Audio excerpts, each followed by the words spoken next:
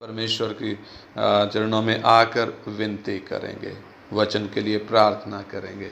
हमारे स्वर्गीय पिता, हम धन्यवाद करते एक बार फिर जब सुबह के पहर में आपने मौका दिया है प्रभु, हम आपके चरणों में हैं। आपका वचन जब हमारे सामने खुला है बाप, हम अपनी बुद्धि से नहीं समझ पाएंगे। आपसे विनती करते हैं प्रभु, आपका आत्मा हमें यह वचन सिखाए, ताकि प्रभु ये वचन हमारे पाँव के लिए दीपक और मार्ग के लिए उजियाला बने, ताकि ये वचन हमारे लिए आत्मिक दूध और आत्मिक भोजन बने खुदावन, ताकि हम में से प्रत्येक जन प्रभु विश्वास के साथ आपके मार्ग में चलें और प्रभु आप में और आपकी शक्ति के प्रभाव में बलवंत बने। आप हमारी सहायता करें पिता, सब महिमा आपको ही देते हैं, यीशु मसीह के नाम में मांगते हैं, आमीन आमीन। जो विषय हम सीख रहे हैं इन दिनों, परमेश्वर क्या है, परमेश्वर कौन है, उसी विषय में हम 15वीं बात सीखेंगे आज। परमेश्वर दयालु है, वो बात हम सीखेंगे। परमेश्वर दयालु है। आइए उसके लिए हम पढ़ेंगे निर्गमन की किताब, उसका 34 अध्याय और उसका 6 वचन। निर्गमन 34 अध्याय का 6 वचन। Exodus chapter 34 verse 6।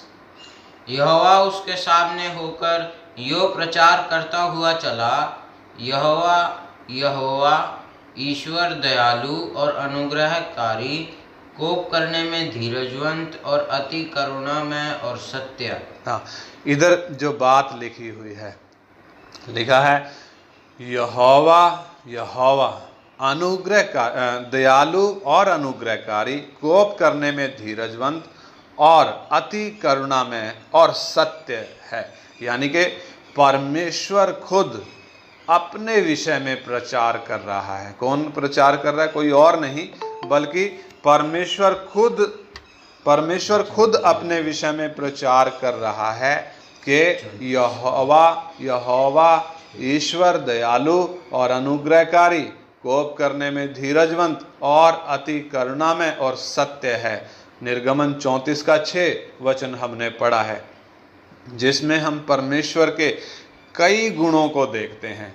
कई प्रकार का स्वभाव इस वचन में हमें नजर आता है। उधर लिखा ईश्वर दयालु है, वो अनुग्रहकारी है, वो क्रोध करने में धीरजवंत है, जल्दी से क्रोध नहीं करता, और अति करुणा में है।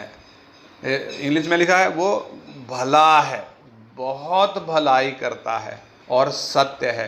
तो प्रभु की मर्जी होगी तो ये बारी बारी से एक एक दिन में हम इन अलग अलग विषयों को सीखेंगे। आज हम देखते हैं परमेश्वर दयालु है, यानी गॉड इज मर्सीफुल, यह वचन हम सीखेंगे। अब परमेश्वर दयालु है, परमेश्वर की दया हमारे समझ में आनी है तो हम कुछ वचनों को पढ़ें। सबसे पहले निर्गमन 20 अध्याय उसका 18-19 वचन पढ़ें। निर्गमन 20 अध्याय उसका 18 और 19 वचन पढ़ें। सब लोग गर्जन और बिजली और नरसिंगे के शब्द सुनते और धुआं उठते हुए पर्वत को देखते रहे, और देख के कांप कर दूर खड़े हो गए। और वे मूसा से कहने लगे, तू ही हमसे बातें कर, तब तो हम सुन सकेंगे, परंतु परमेश्वर हमसे बातें ना करे, ऐसा ना हो कि हम मर जाएं। हाँ, इधर परमेश्वर जब सिनाई पहाड़ में उतरा, इस्राएली क्या बोलते हैं, ये परमेश्वर हमसे बात ना करे, ऐसा ना हो हम मर जाएं।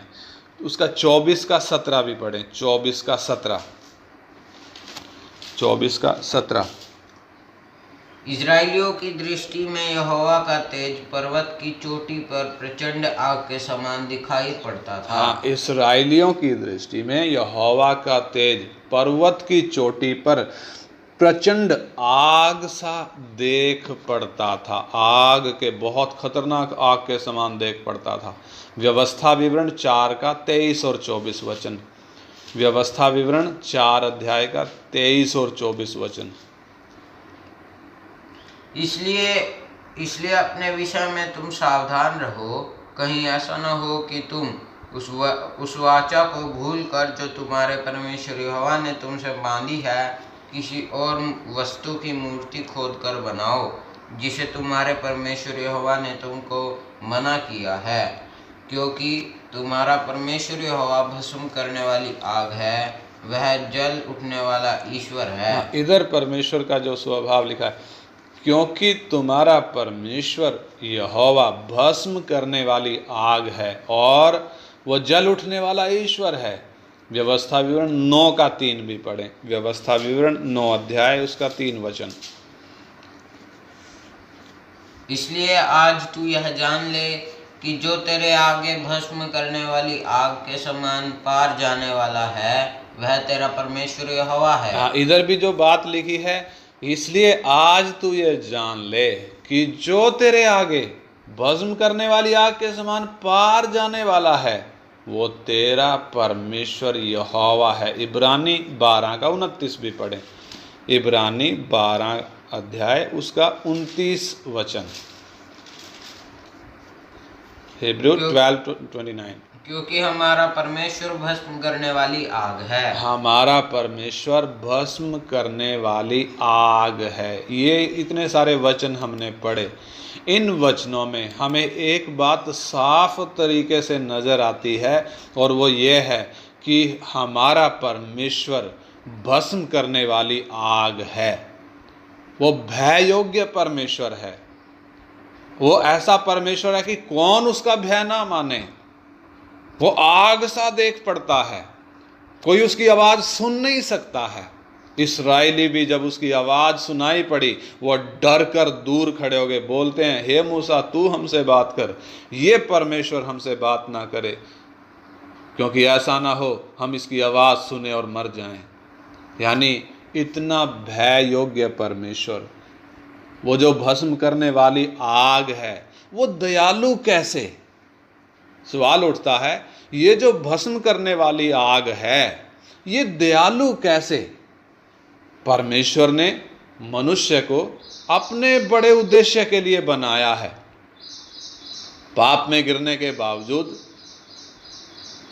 इंसान के गर्भ में आने के दिन से लेकर परमेश्वर ही उसे संभालता है। हम ये बात यशाया 46 अध्याय का 3 और 4 में पढ़ सकते हैं। वो हमारी उत्पत्ति के दिन से, यानी गर्भ में आने के दिन से हमें संभालता है, और हमारे जन्म के दिन से वो हमें उठाए हुए है। हालेलुया। यशाया 1 अध्याय का 2 और 3 वचन हम पढ़ें। यशाया 1 अध्याय उसका 2 और 3 वचन। परमेश्वर दयालु कैसे है, वो बात हम समझेंगे। परमेश्वर दयालु कैसे है? भस्म करने वाली आग जो है, वो दया का सागर कैसे है? हे स्वर्ग सुन और हे पृथ्वी कान लगा, क्योंकि यहोवा कहता है, मैंने बाल बच्चों का पालन पोषण किया और उनको बढ़ाया भी, परंतु उन्होंने मुझसे बलवा किया। बैल तो अपने मालिक को और गधा अपने स्वामी की चरने को पहचानता है, परंतु इज़राइल मुझे नहीं जानता, मेरी प्रजा विचार नहीं करती। इधर जो वचन लिखा है, परमेश्वर स्वर्ग और पृथ्वी को संबोधित करके बोल रहा है कि हे स्वर्ग सुन और हे पृथ्वी कान लगा। सवाल उठता है, परमेश्वर जब मनुष्यों के विषय में उलाहना दे रहा है, तो वो मनुष्यों को बोले ना, वो स्वर्ग और पृथ्वी को क्यों बोल रहा है? परमेश्वर स्वर्ग और पृथ्वी को इसलिए संबोधित कर रहा है क्योंकि ये दोनों ही हैं जिन्होंने आदम से लेकर आज तक पापी मनुष्य के प्रति परमेश्वर की वफादारी को देखा है। स्वर्ग ने देखा है, धरती ने देखा है कि इंसान जो पाप में गिर गया, परमेश्वर से बलवा किया, तो भी ये परमेश्वर इसके साथ भला रहा है, इसके साथ इस पर दया करता आया है, इस पर अनुग्रह करता आया है।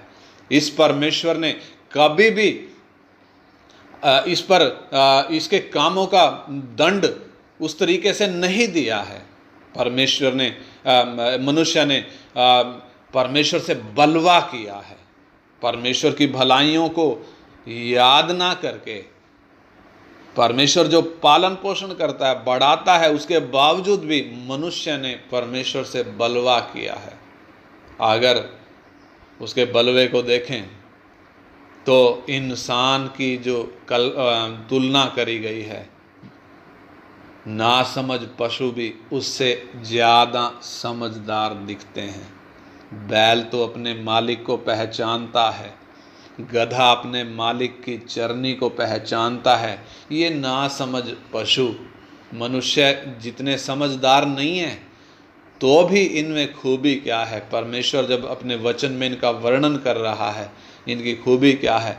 ये हमसे ज़्यादा वफादार हैं, अपने मालिक को पहचानते हैं। लेकिन इंसान के विषय में परमेश्वर कहता है, परंतु इस्राएल मुझे नहीं जानता, मेरी प्रजा विचार नहीं करती। हम सारी मानव जाति में देखें तो इस्राएल केवल नहीं, सब मनुष्य परमेश्वर के सृजे हुए हैं। सब मनुष्यों को परमेश्वर ने ही अपने बड़े उद्देश्य के लिए बनाया है। सब पर परमेश्वर बराबर सूरज भेज रहा है ताकि सब पर धूप चमके, सबके लिए हवा चलती है, सबके लिए बारिश गिरती है। परमेश्वर का ये अनुग्रह, परमेश्वर की ये दया किसी पापी या धर्मी में भेद नहीं करती। परमेश्वर पापी और धर्मी दोनों पर बराबर दया और अनुग्रह करता आया है। तो भी हम देखें तो ये मनुष्य करते क्या हैं? ये अपने मालिक को नहीं पहचानते। रोमी 1 अध्याय का 22 और 23 वचन भी पढ़ें। रोमी 1 अध्याय उसका 22 और 23 वचन। रोमी 1 अध्याय उसका 22 और 23 वचन। वे अपने आप को बुद्धिमान जताकर मूर्ख बन गए और अविनाशी परमेश्वर की महिमा को नाशवान मनुष्य और पक्षियों और चौपायों और रेंगने वाले जंतुओं की मूर्त की समानता में बदल डाला। हाँ, इधर हम देखते हैं इंसान ने करा क्या है। परमेश्वर इधर लिखता है इंसान के विषय में कि वे अपने आप को बुद्धिमान जताकर मूर्ख बन गए। बुद्धिमान जताकर कैसे? चांद पर पहुंच गया है ना, साइंस बहुत तरक्की कर गया है, इंसान ने बहुत कुछ अपनी बुद्धि से बना लिया है। जहाज बना लिए हैं, हथियार बना लिए हैं, कंप्यूटर बना लिए हैं, कितना कुछ इंसान ने तरक्की नहीं कर ली, लेकिन तो भी वो अपने आप को बुद्धिमान जताकर मूर्ख बन बैठे हैं। कैसे मूर्ख बन बैठे हैं? उन्होंने अविनाशी परमेश्वर की महिमा नाशवान मनुष्यों को दे दी है, पक्षियों को दे दी है, 4 पैर वाले पशुओं को दे दी है और रेंगने वाले जंतुओं की मूरत की समानता में उसको बदल डाला है। यानी परमेश्वर को दी जाने वाली महिमा जो परमेश्वर को देनी चाहिए थी, जो धन्यवाद परमेश्वर का करना चाहिए था, वो धन्यवाद परमेश्वर का ना करके, वो महिमा परमेश्वर को ना देके इंसान मनुष्यों को पूजने लग गया, पक्षियों को पूजने लग गया, 4 पैर वाले पशुओं को पूजने लग गया और रेंगने वाले सांप जैसे जंतुओं को पूजने लग गया। क्यों ऐसा हो गया? क्योंकि ये इंसान अपने मालिक को पहचानता नहीं है। हम देख रहे हैं परमेश्वर दयालु कैसे है। परमेश्वर जो भस्म करने वाली आग है, एक तरफ तो परमेश्वर भस्म करने वाली आग और दूसरी तरफ हम इंसान को देखें, यह इतना कठोर, ये इतना निर्दयी, ये इतना बलवा करने वाला, इतना ढीठ, ये परमेश्वर को परमेश्वर मानकर नहीं पूजता, बल्कि जो परमेश्वर नहीं है उनको अपना परमेश्वर मानता है। ये जो अपने मालिक को पहचानता नहीं है, जानवर अपने मालिक को पहचानते हैं, तो भस्म करने वाली आग इस पर दया कैसे करे? मुझे विश्वास है समझ में आ रहा होगा विषय। भस्म करने वाली आग एक तरफ है, दूसरी तरफ इंसान जो बलवा किया हुआ है, परमेश्वर को पहचानता नहीं है, परमेश्वर को धन्यवाद करता नहीं है, पशुओं से भी ज़्यादा बिगड़ गया है। पशु भी समझदार दिखाई देते हैं जो अपने मालिक को पहचानते हैं, लेकिन इंसान अपने मालिक को पहचानता नहीं है। तो भी परमेश्वर का स्वभाव जो प्रकट हुआ हम देखते हैं, परमेश्वर दयालु है, दानियल की प्रार्थना की तरफ ध्यान दें। हम दानियल 9 अध्याय में जो दानियल प्रार्थना करता है, दानियल की किताब निकालें, 9 अध्याय का 4 से 9 तक पढ़ें। दानियल की प्रार्थना पर थोड़ा हम ध्यान दें, उधर कैसे दानियल प्रार्थना कर रहा है। मैंने अपने परमेश्वर यहोवा से इस प्रकार प्रार्थना की और पाप का अंगीकार किया। हे प्रभु, तू महान और भय योग्य परमेश्वर है, जो अपने प्रेम रखने और आज्ञा मानने वालों के साथ अपनी वाचा को पूरा करता और करुणा करता है। हम लोगों ने तो पाप, कुटिलता, दुष्टता और बलवा किया है और तेरी आज्ञाओं और नियमों को तोड़ दिया है।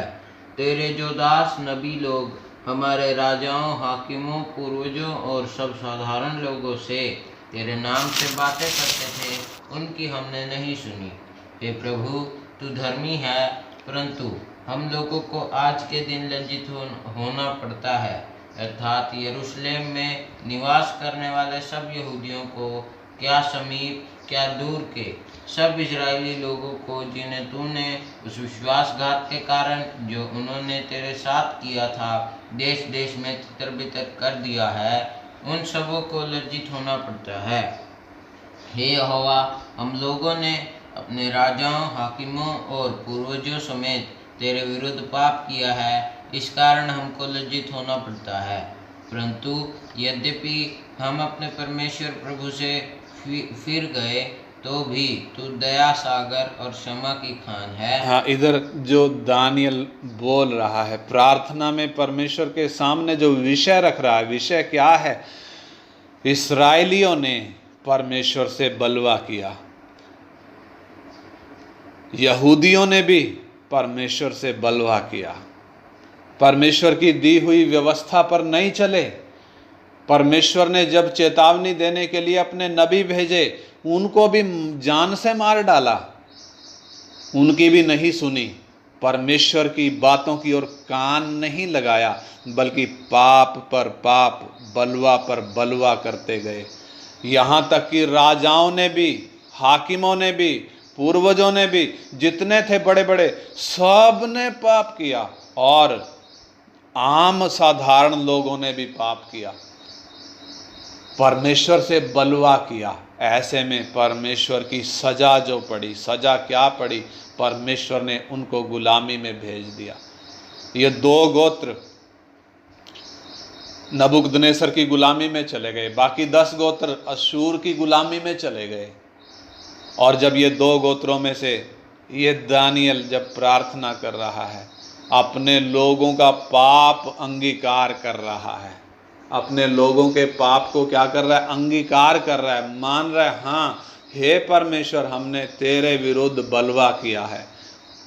ये मान रहा है कि कहता है, हे प्रभु, तू महान और भय योग्य परमेश्वर है, जो अपने प्रेम रखने वाले और आज्ञा मानने वालों के साथ अपनी वाचा को पूरा करता और करुणा करता रहता है। हम लोगों ने तो पाप, कुटिलता, दुष्टता और बलवा किया है। परमेश्वर के विरोध में क्या क्या किया है? पाप, कुटिलता, दुष्टता और बलवा किया है, और तेरी आज्ञाओं और नियमों को तोड़ दिया है। इतना ही नहीं, और तेरे जो दास नबी लोग हमारे राजाओं, हाकिमों, पूर्वजों और सब साधारण लोगों से तेरे नाम से बातें करते थे, उनकी हमने नहीं सुनी। हे प्रभु, तू धर्मी है, परंतु हम लोगों को आज के दिन लज्जित होना पड़ता है, लज्जित होना पड़ता है। इसलिए परमेश्वर ने क्या किया? इस्राएल को इस्राएल देश में से निकालकर गुलामी में भेज दिया। लेकिन दानियल फिर भी उधर प्रार्थना कर रहा है, हे प्रभु, तू धर्मी है, परंतु हम लोगों को आज के दिन लज्जित होना पड़ता है। अर्थात यरूशलेम के रहने वाले सब यहूदी, क्या समीप के क्या दूर के सब इस्राएली लोग, जिन्हें तूने उस विश्वासघात के कारण जो उन्होंने तेरा किया था, देश देश में तितर बितर कर दिया है, उन सबों को तो लज्जित होना पड़ा है। हे यहोवा, हम लोगों ने अपने राजाओं, हाकिम और पूर्वजों समेत तेरे विरुद्ध पाप किया है। इस कारण हमको लज्जित होना पड़ता है। परंतु यद्यपि हम अपने परमेश्वर प्रभु से फिर गए, तो भी तू दया का सागर है, तू क्षमा की खानी है। अर्थात दानियल अपने लोगों का पाप मान रहा है कि हमने पाप किया है, कुटिलता करी है, दुष्टता करी है, बलवा किया है, विश्वासघात किया है, तेरे नियमों को तोड़ डाला है, तेरी आज्ञाओं को तोड़ डाला है, तेरे नबियों को हमने मार डाला है, उनकी हमने नहीं सुनी। और हमारे हाकिमों ने, हमारे राजाओं ने, हमारे पुरनियों ने, हमारे साधारण लोगों ने तेरे साथ ऐसा किया है। इसलिए तूने हमें गुलामी में भेज दिया, तूने हमें तितर बितर कर दिया है। लेकिन फिर भी तू दया का सागर है। दया का सागर यानी तू दया करने वाला ईश्वर है। तेरी दया सागर से भी गहरी है और तू माफ करने वाला परमेश्वर है, क्षमा की खानी है। हाँ, इधर अगर हम अपने आप को देखें, हमने ये इस्राएलियों का देखा, इस्राएलियों ने कैसे परमेश्वर के विरुद्ध बलवा किया। ऊपर हमने पढ़ा था मानव जाति ने परमेश्वर के साथ कैसे बलवा किया, परमेश्वर को मिलने वाली महिमा परमेश्वर को नहीं दी, बल्कि जानवरों को दे दी, इंसानों को दे दी, पशु पक्षियों को दे दी। दूसरी तरफ जानवर, पशु अपने मालिक को पहचानता है, लेकिन इंसान जो समझदार है वो अपने मालिक को पहचानता नहीं है। हमने मानव जाति का देखा, हमने इस्राएल का देखा, किस रीति से इंसान परमेश्वर के साथ बलवा करता आया है। पाप, छल, दुष्टता, कुटिलता और विश्वासघात करता आया है। परमेश्वर को, उसकी आज्ञाओं को, उसके नियमों को मानता नहीं है। परमेश्वर को परमेश्वर मानकर कभी धन्यवाद नहीं करता, उसके अनुग्रह के लिए कभी धन्यवाद नहीं करता, बल्कि अपने ही हाथों से मूर्त बनाकर उनको पूजता है। हम अपने आप को देखें, हम जो इधर बैठे ये वचन सुन रहे हैं, हम अपने जीवन को देखें, अपने आप को देखें। हम भी तो पाप की दलदल में बुरी तरीके से फंसे हुए थे, धंसे हुए थे, अंधकार के वश में पड़े हुए थे, पाप के गुलाम थे और परमेश्वर के दुश्मन थे। होश संभाला जिस दिन, उस दिन से लेकर हमने अपने कामों के कारण परमेश्वर को क्रोध ही दिलाया। हम वो काम करते थे जो परमेश्वर की दृष्टि में बुरे और घृणित हैं। जब सृष्टिकर्ता परमेश्वर इस धरती पर मनुष्य का रूप लेकर आया, तो उसको क्रूस पर लटकाने वाले कौन थे? हम इंसान ही तो थे। इतना ही नहीं, जब यीशु मसीह का सुसमाचार दुनिया भर में प्रचार किया जा रहा है, तो भी उसे अस्वीकार करके कितने शांति के प्रचारकों को हमने जान से मार डाला है। किन्होंने मार डाला है? हम इंसानों ने। ऐसे में स्वर्ग में बैठा हुआ परमेश्वर इस मानव जाति पर दया करे या इसको दंड दे? क्या करे? दया करे या दंड दे? इंसान के पाप के कारण दया करे या दंड दे? कौन? भस्म करने वाली आग। वो भस्म करने वाली आग है। वो ऐसे में इंसान पर दया करे या इसको दंड दे? परमेश्वर की दया क्या है? परमेश्वर की दया है जो दंड का भागी इंसान है, जिस दंड का भागी है, परमेश्वर ने उस पर वो दंड नहीं दिया। परमेश्वर जो भस्म करने वाली आग है, फिर से ध्यान देना, यदि वो चाहे तो हमारे अपराधों के कारण हमें पल भर में भस्म कर डाले। पल भर में भस्म कर डाले, 1 सेकंड नहीं लगेगा भस्म करने में, क्योंकि वो भस्म करने वाली आग है। और दूसरी तरफ हम अपने अपराधों के कारण दोषी ठहर चुके हैं। हम बचपन से बलवा करते आए हैं। दयालु होने के कारण उसने हमारे कामों के अनुसार हमसे व्यवहार नहीं किया। क्या होने के कारण? दयालु होने के कारण उसने हमारे कामों के अनुसार हमसे व्यवहार नहीं किया। उसने हमारे बुरे कामों का लेखा हमसे नहीं लिया। उसने हमारे साथ वो नहीं किया जिसके हम भागी थे, जिसके हम भागी हैं, जिसके हम लायक हैं, जो हमें मिलना चाहिए। परमेश्वर ने वो हमें नहीं दिया। क्या मिलना चाहिए? दंड मिलना चाहिए। होना क्या चाहिए? हमें भस्म होना चाहिए। होना क्या चाहिए? परमेश्वर का क्रोध पड़ना चाहिए। लेकिन भस्म करने वाली आग ने अपनी आग भेजकर हमें भस्म नहीं किया, बल्कि हम पर दया करी। और दया करके क्या किया? उसने हमारे साथ वो नहीं किया जिसके हम लायक हैं, वो अर्थात हमें हमारे पापों का दंड नहीं दिया, बल्कि दयालु होने के कारण वो चाहता है कि हम पाप से मन फिराएं। वो क्या चाहता है? कि हम पाप से मन फिराएं और अपने संपूर्ण मन से परमेश्वर की ओर फिरें और बच जाएं। यह हेजकेल 18 का 23 पढ़ें। यह हेजकेल की भविष्यवाणी 18 अध्याय उसका 23 वचन। यह हेजकेल 18 का 23। Ezekiel 18 verse 23।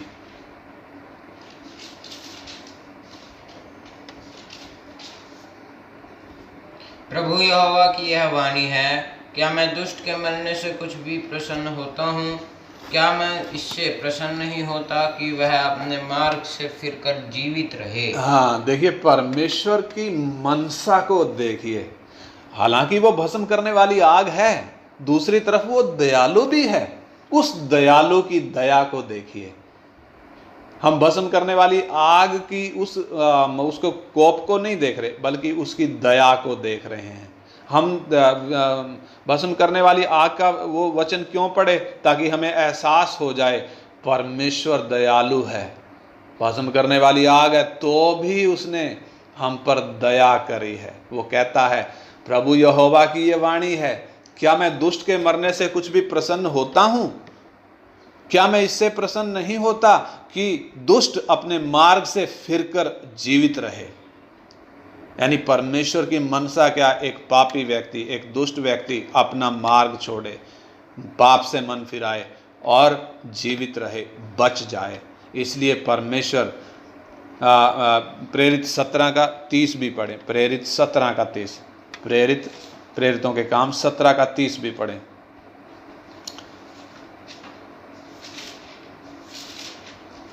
प्रेरितों के काम 17 का 30 पूर्ति से।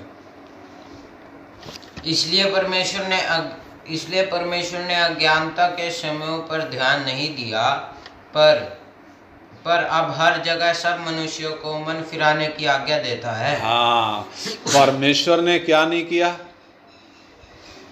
परमेश्वर ने अज्ञानता के समयों में उनको अनदेखा करा। इंसान के अज्ञानता में करे पापों को अनदेखा कर दिया। दोबारा पढ़ें। इसलिए परमेश्वर ने अज्ञानता के समयों पर ध्यान नहीं दिया। अज्ञानता के समयों पर ध्यान नहीं दिया, उनको अनदेखा कर दिया, उनकी आनाकानी कर दी। अनदेखा क्यों कर दिया? अज्ञानता के समयों का मतलब क्या? इंसान ने परमेश्वर के विरोध में जो पाप किए हैं, इंसान ने परमेश्वर के विरोध में जो बलवा किया है। परमेश्वर चाहता तो भस्म कर सकता था, लेकिन परमेश्वर ने उन अज्ञानता के समयों पर ध्यान नहीं दिया, उनको अनदेखा करके अब हर जगह सब मनुष्यों को मन फिराने की आज्ञा देता है। यानी यह है परमेश्वर की दया। परमेश्वर ने हमारे पापों का दंड हम पर ना देकर हमसे क्या चाहता है? मन फिराने की आज्ञा देता है। वो चाहता है हम अपने मार्ग से फिरकर जीवित रहें, हम पाप का मार्ग छोड़ दें, दुष्टता का मार्ग छोड़ दें, बलवा का मार्ग छोड़ दें, विश्वासघात का मार्ग छोड़ दें, हम अनाज्ञाकारिता का मार्ग छोड़ दें और परमेश्वर की ओर फिरें, मन फिराएं और बच जाएं, जीवित रहें। यदि एक मनुष्य अपने पाप से मन फिराकर पश्चाताप के साथ यीशु मसीह के नाम में उसकी दया की याचना करता है, तो दया का सागर होने के कारण परमेश्वर उस पर दया करता है। ध्यान दें, एक मनुष्य जब यीशु मसीह के नाम में अपने पापों से फिरकर दया की याचना करता है, दया की विनती करता है, तो दया का सागर करता क्या है? उसके पापों को माफ करके उस पर दया करता है। लेकिन हम याद रखें, यहेजकेल में वापस आएँ, 18 का 24 पढ़ें, हमें याद होना चाहिए परमेश्वर दया का सागर है, लेकिन वो हमें पाप करने की छूट कभी नहीं देता है। कभी हम ये सोचें कि परमेश्वर तो दया का सागर है, हमें माफ कर देगा। ये परमेश्वर का दयालु होना हमें पाप करने की अनुमति नहीं देता, कभी भी हमें पाप करने की छूट नहीं देता। कौन? परमेश्वर का दयालु होना। यहेजकेल 18 का 24 पढ़े। परंतु जब धर्मी अपने धर्म से फिरकर टेढ़े काम वर्ण दुष्ट के सब घृणित कामों के अनुसार करने लगे, तो क्या वह जीवित रहेगा? जितने धर्म के काम उसने किए हों उनमें से किसी का स्मरण न किया जाएगा। जो विश्वासघात और पाप उसने किया हो उसके कारण वह मर जाएगा। इधर ध्यान दें, 18 का 23 में हमने क्या पढ़ा था? प्रभु यहोवा की यह वाणी है, क्या मैं दुष्ट के मरने से कुछ भी प्रसन्न होता हूँ? क्या मैं इस बात से प्रसन्न नहीं होता कि वो अपने मार्ग से फिरे, दुष्टता से फिरे और जीवित रहे? दूसरी तरफ परमेश्वर 24वें वचन में विश्वासियों के लिए बोल रहा है। विश्वासियों के लिए क्या बोल रहा है? परंतु जब धर्मी अपने धर्म से फिरकर टेढ़े काम वरन दुष्ट के सब घृणित कामों के अनुसार करने लगे, तो क्या वो जिंदा रहेगा? जितने धर्म के काम उसने किए हों उनमें से किसी का स्मरण ना किया जाएगा। जो विश्वासघात और पाप उसने किया हो उसके कारण वो मर जाएगा। कौन? एक विश्वासी। यानी एक विश्वासी जब विश्वास में आ गया, परमेश्वर की दया का स्वाद जब उसने चख लिया, फिर उसको छूट नहीं है कि वो धर्म के मार्ग से फिरकर दोबारा पाप करने लग जाए। उसको छूट नहीं है। कई लोग आज छूट समझते हैं, कई लोग समझते हैं परमेश्वर दयालु है, परमेश्वर दया कर देगा, परमेश्वर छूट दे देगा। कल हमने परमेश्वर जो न्यायी है उस विषय में हमने सीखा था, परमेश्वर ठट्ठों में उड़ाया नहीं जाता। मनुष्य जो बोता है वो काटेगा भी।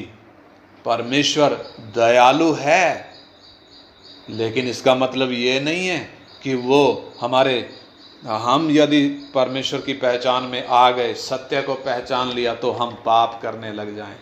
एक व्यक्ति जो पाप में फंसा हुआ है, परमेश्वर को नहीं जानता, उससे परमेश्वर चाहता है कि वो अपने पाप से फिरे, सत्य को पहचाने, मन फिराए। लेकिन एक विश्वासी इस बात को ये लाइसेंस नहीं समझ सकता कि परमेश्वर दयालु है और वो दया करके मुझे माफ़ कर ही देगा और पाप करने लग जाए ना। साफ लिखा है, परंतु यदि धर्मी अपने धर्म से फिरकर टेढ़े काम करे वरन दुष्ट के सब घृणित कामों के अनुसार करने लगे, तो क्या वो जीवित रहेगा? जितने धर्म के काम उसने किए हों उनमें से किसी को भी याद नहीं किया जाएगा। जो विश्वासघात और पाप उसने किया हो उसके कारण वो मर जाएगा। परमेश्वर की साफ चेतावनी है। इसलिए आइए हम उस दयालु परमेश्वर का धन्यवाद करें और एक नया समर्पण करते हुए हम उसके भय में चलने के लिए, हम पाप का रास्ता छोड़कर परमेश्वर के भय में चलने के लिए, परमेश्वर के अधीन होकर, परमेश्वर के आत्मा के अधीन होकर चलने के लिए आइए हम प्रार्थना करें, ताकि हम अपने जीवन में पाप को कोई जगह ना दें, ताकि हम अपने जीवन में बलवा को कोई जगह ना दें, दुष्टता को कोई जगह ना दें, बल्कि हे परमेश्वर, जब तू दयालु है, मेरे कामों का लेखा तूने मुझसे नहीं लिया, मेरे अधर्म के कामों के अनुसार मुझसे व्यवहार नहीं किया, तू चाहता तो मेरे कामों के कारण मुझे भस्म कर सकता था, लेकिन जब मैं अंधकार में पड़ा था, जब मैं पाप की गुलामी में पड़ा था, तब तू उस पाप की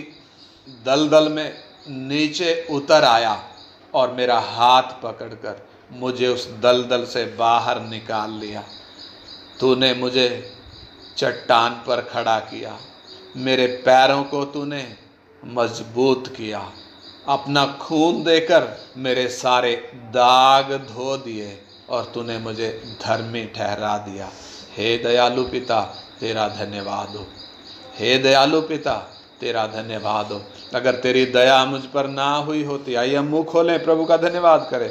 अगर तेरी दया मुझ पर ना हुई होती तो आज भी मैं नशों में होता, आज भी मैं दलदल में होता, आज भी मैं पाप की गुलामी में जी रहा होता, आज भी मैं अंधकार ही में होता।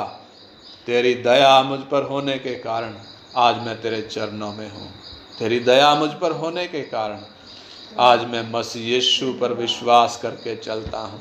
तेरी दया होने के कारण मैं आज आपको पिता कहकर पुकारता हूँ, आपके चरणों में घुटने टेक कर आपकी आराधना करता हूँ, वंदना करता हूँ, आपका वचन सीखता हूँ। ये आपकी दया है प्रभु, ये आपकी दया है। भस्म करने वाली आग ने मुझ पर दया दिखाई, मुझ पर दया दिखाई। वो चाहता तो मुझे भस्म कर सकता था, उसने मुझे भस्म नहीं किया, बल्कि दया दिखाकर उसने नरक दलदल की आग से मुझे, दलदल की उस कीच से मुझे निकाल लिया, नरक की आग में जाने से मुझे बचा लिया। उसने दया दिखाकर मुझे उस अंधकार के वश से छुड़ा लिया। Hallelujah, hallelujah. उसने अपने मुख का प्रकाश मुझ पर चमकाया, उसने हाथ बढ़ाकर मुझे उस दलदल से बाहर निकाल लिया, उस खाई से बाहर निकाल लिया, उस पाप की गुलामी से मुझे छुड़ा लिया। Hallelujah, hallelujah. धन्यवाद हो, धन्यवाद हो पिता, आपका धन्यवाद हो। हम आपका कितना भी धन्यवाद करें वो कम है, हम आपका कितना भी धन्यवाद करें वो कम है। आपने दयालु होकर प्रभु हमारे कामों के हिसाब से हमसे व्यवहार नहीं किया, हमारे कर्मों का लेखा हमसे नहीं लिया, हमारे बुरे कामों का हिसाब हमसे नहीं लिया, बल्कि दयालु होकर दया करी, हम पर दया उंडेली, हम पर दया करी और उस दलदल से हमें निकाल लिया। धन्यवाद करते हैं पिता, धन्यवाद करते हैं पिता। अब जब हमारी आंखें खुल गई हैं, प्रतिदिन प्रभु तुझको प्रसन्न करने वाला जीवन जिएं, तुझको प्रसन्न करने वाला जीवन जिएं। प्रतिदिन नए समर्पण में चलें, प्रतिदिन हमारा समर्पण नया होता जाए, प्रतिदिन आप में और आपकी शक्ति के प्रभाव में हम बलवंत होते जाएं, आत्मिक हथियार धारण करके चलें, पवित्र आत्मा के अधीन होकर चलें। वचन जो हमारे हाथ में तूने दिया है उस वचन की लकीर पर हम चलें। बाप, हम में से प्रत्येक की सहायता कर। हम अपने जीवन आपके हाथ में सौंपते हैं पिता, विनती करते हैं ये वचन हम एक एक के लिए आशीष का कारण बने। पिता, आपके हाथ में सौंपते हैं। प्रार्थना हमारे उद्धारकर्ता और प्रभु यीशु मसीह के नाम में मांगते हैं, आमीन, आमीन।